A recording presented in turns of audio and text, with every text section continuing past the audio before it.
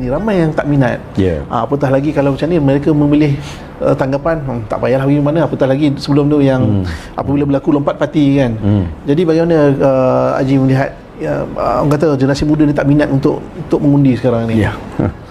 Yalah, ni kita merupakan satu masalah yang kita ingin tangani bersama, kerana kita nak galakkan orang mengundi. Kerana kalau kita tak mengundi, maka akhirnya kita akan membenarkan golongan-golongan hipokrit, golongan-golongan resis, golongan kleptokrat ni kembali berkuasa. Maka oleh kerana itu, kalau kita nak selamatkan negara kita, kita semua kena keluar mengundi dan anggap ianya sebagai satu perjuangan yang belum selesai. Dulu kita telah tolak golongan ini daripada tampuk kekuasaan, tetapi oleh kerana kerja-kerja khianat dan sebagainya, maka kita kena selesaikan perkara ini. Pengkhianat itu menyebabkan golongan yang ditolak oleh masyarakat kembali berkuasa, dan satu-satu caranya untuk menolak mereka adalah dengan kita mengadakan, kita keluar untuk mengundi semasa PRU 15, dan jangan kita khawatir, iaitu persoalan lompat dan sebagainya, insya-Allah tak akan berlaku oleh kerana dah ada akta anti lompat parti, dan kita lihat bahawa yang mana yang lompat dah pun lompat, yang mana yang tinggal, kita dah nampak mereka adalah orang-orang yang setia dan tidak akan khianat. Perlu dijelaskan yang melompat tu banyaknya berada bersama dengan Perikatan Nasional, betul. Jadi adakah kita nak berikan mandat kepada mereka yang pernah mengkhianati mandat rakyat sebelumnya? Betul. Lalu kalau kita bolehlah di antara Barisan Nasional bertanding lawan dengan Pakatan Harapan dengan Perikatan Nasional, maka kita jangan membazir undi kita. Undi Perikatan Nasional yang mana sudah pasti dia tidak mempunyai satu pemahaman bahawa mereka mesti hormat kehendak rakyat dan berpegang kepada mandat rakyat, mereka akan sanggup untuk khianat. Kerana mereka adalah parti yang penuh dengan pengkhianat. Malahan parti dia adalah parti pengkhianat, yang keluar daripada PH dan sebagainya. So bila diorang lepas PRU 15 ni, kalau dia nampak dia boleh bentuk kerajaan dengan orang lain, dia akan lompat balik. Ni dia tak ada kesetiaan dan tidak ada prinsip. Bagi mereka politik itu adalah soal nak dapatkan kuasa, dan mereka akan sanggup melakukan apa saja, termasuklah menikam belakang rakan sendiri, seperti mana yang berlaku pada PH tempoh hari. Saya kadang cover baru ni terbaca satu statement daripada salah seorang kawan, sahabat lama, kawan baik, kawan lama, kawan lama, Azmin Ali. Apabila ditanya pasal mereka tersepit bila diasak tentang mereka pengkhianat, dan memang itu yang harapan memberikan orang kata gambaran yang mereka tu memang pengkhianat. Memang pun dia pengkhianat. Jadi bila tersepit, dia mengaitkan sepatutnya kita dengan lihat pengkhianatan yang lebih besar sebelum tu. Langkah Kajang dengan langkah Port Dickson. Apabila orang kata dia punya ahli parlimen ni masih hidup lagi, tapi nak sangat berkuasa, jadi bertanding dekat situ. Tapi saya tengok, saya nampak tak ada kaitan. Ada kaitan kata ni. Itulah, saya pun tak tahu. Saya dengar ni, saya pun nak tanya pada Prince Saiful, dia ni betul-betul bodoh ke atau berpura-pura je bodoh? Wallah. Takkan dia tak dapat beza kan?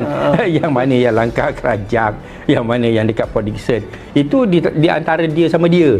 Parti yang sama, nak berikan ruang kepada pemimpin untuk menjadi yang telah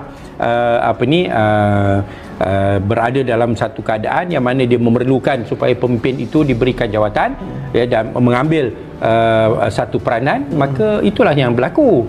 Tapi ini dalam langkah Sheraton adalah pengkhianatan dalam arti kata kamu jatuhkan kawan-kawan kamu, yang mana kamu menang bersama mereka tempoh hari, kamu jatuhkan mereka dan kamu bentuk kerajaan dengan parti-parti yang dulu kamu lawan. Lalu kawan kamu khianat, kamu tikam belakang, dan kamu berkawan pula dengan musuh-musuh ataupun lawan-lawan kamu. Sedangkan langkah Kajang tak ada kena-mengena macam tu, tak ada persamaan. Diberikan ruang untuk supaya Datuk Seri Wan Azizah menjadi sebagai adun, supaya dia boleh menjadi Menteri Besar pada ketika itu. Tapi akhirnya oleh kerana tidak selesa dengan Menteri Besar wanita, maka Sultan Selangor kata agak sukar dia nak ikut saya mana saya pergi dan sebagainya, maka tiba-tiba Azmin pula masuk jadi Menteri Besar. Itu pun satu pengkhianatan juga. Mungkin itu yang dia maksudkan kot. Yang macam mana dia cantas apa yang telah diputuskan oleh parti, dan dia letak diri dia pula sebagai Menteri Besar. Dalam isu Port Dickson, isu ahli parlimen, Datuk Seri Anwar Ibrahim baru dilepaskan daripada penjara, baru didapatkan pengampunan, maka parti dia kata dia perlu menjadi sebagai ahli parlimen kerana dia nak ambil alih sebagai Perdana Menteri. Maka itu keputusan parti dan tidak menyebabkan pengkhianatan terhadap sesiapa, dan tidak merupakan pengkhianatan terhadap parti lain, rakan-rakan, tidak pergi berkawan dengan parti lawan, tak jatuh kerajaan, tak jatuhkan kerajaan dan sebagainya. Lalu itulah saya kata dia ni betul-betul bodoh ke pura-pura bodoh. Itulah satu soalan tu kan. Bila itulah manusia kalau dah tersepit, dia gunakan saja untuk selamatkan diri. Begitulah. Okey, masih lagi dalam konteks kita tengok ulama yang sepatutnya warisatul anbiya, menjadi pewaris Nabi, menyebarkan kasih sayang, kefahaman yang benar tentang Islam, dan juga apatah lagi dalam keadaan politik begini, tapi timbul ulama-ulama maksub atau ulama penipu yang pastinya memang ada disebut dalam hadis juga, hadis Nabi tentang ciri-cirinya, dan ini juga gambaran yang berlaku sekarang ini. Bila memilih orang kata apa, soal pengkhianatan dipejamkan mata, tentang rasuah dia bangga pula tu. Itulah dia bangga, dia dabit dada, dia kata dialah yang di antara dalang yang dia tak katalah dalang, dia kata apa tu, antara yang merancang langkah Sheraton. Dia tak sedar macam mana tu. Dia tak sedar ke benda yang dia buat macam tu satu benda yang jelik, khianat, kotor. Itu yang saya katakan bahawa Hadi dengan almarhum Tok Guru Nik Aziz jauh berbeza. Tok Guru Nik Aziz tidak akan buat tindakan-tindakan macam ni, yang akan menjatuhkan imej Islam demi kepentingan politik partinya, bukan demi kepentingan Islam. Jatuhkan imej Islam, nampak macam Islam ni tak ada prinsip, tak ada pegangan, boleh khianat, boleh tolak kehendak rakyat dengan begitu saja. Ni memang saya rasa imej Islam memang rosak di bawah Haji Hadi. Dia memang, bagi saya lah, saya dah kata dulu, dia memang ulama maksud. Bagi saya lah, itulah ulama jahat.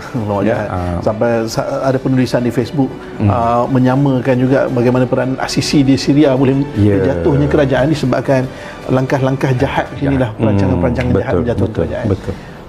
Jadi dia dah mengaku sendiri apakan daya. Kita nilailah dengan adil, insya-Allah. Alright, betul. Okey Ji, boleh kita layan-layan soal-soalan?